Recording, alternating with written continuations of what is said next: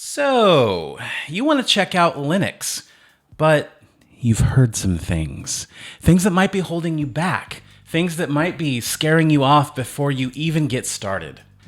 I have a pretty good idea what you've been hearing. Linux really sucks for gaming.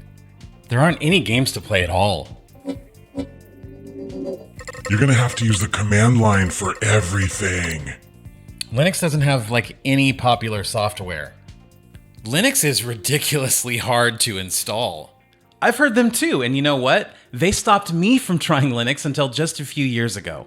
Well, I'm here to put your mind at ease, okay? All of those statements you just heard, all those myths, they used to be true to a certain extent. But Linux has matured and evolved substantially over the last few years. Right now, you could sit one of your grandparents down in front of any modern Linux distro, and they would be perfectly fine. Hey, I'm Jason.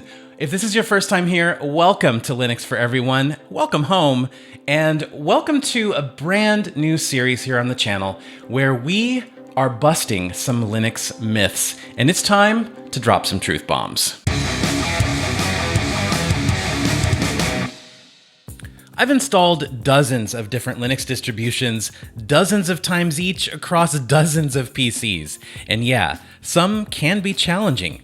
Gentoo, Slackware, and Arch claim that honor, but these are designed for advanced users. Our focus here centers on beginner-friendly distributions like Ubuntu, Pop! OS, Manjaro, Zorin OS, or Linux Mint. Getting these downloaded and installed on your PC is pretty effortless and arguably faster than Windows. If you're on Windows right now, just install a free app called Etcher, download the Linux distro you want, grab a USB stick, and away you go. I'll make sure that we put all the links you need down in the description, and if you want to see a detailed guide about how to install Linux, leave that down there in the comments, okay? One of the aspects of Linux installs that I used to be terrified of was partitioning. That's the process of resizing, deleting, and creating dedicated slices of your hard drive for your operating system. At a minimum, Linux requires a few different partitions to work right.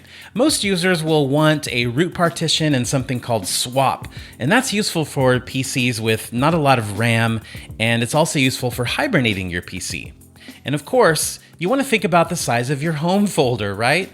The home folder, think of it as your home on the hard drive where all of your user account stuff is stored, from software to important documents and system themes. Look, we're not going to get bogged down in terminology right now, but suffice to say that manually partitioning your hard drive used to be a requirement. These days, though, a desktop Linux distro like Ubuntu does it automatically.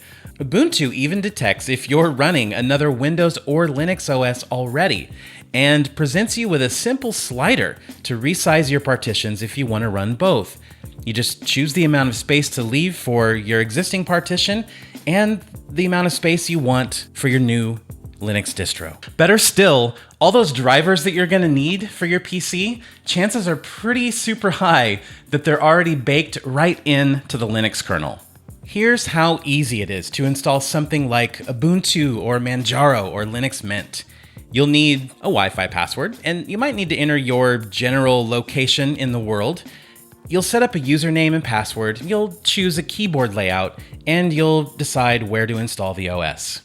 And no, you won't be hassled repeatedly about creating an online account, or saving files to the cloud, or activating a digital assistant, or buying a subscription for Office, or using your phone from your PC, or personalizing your ad experience.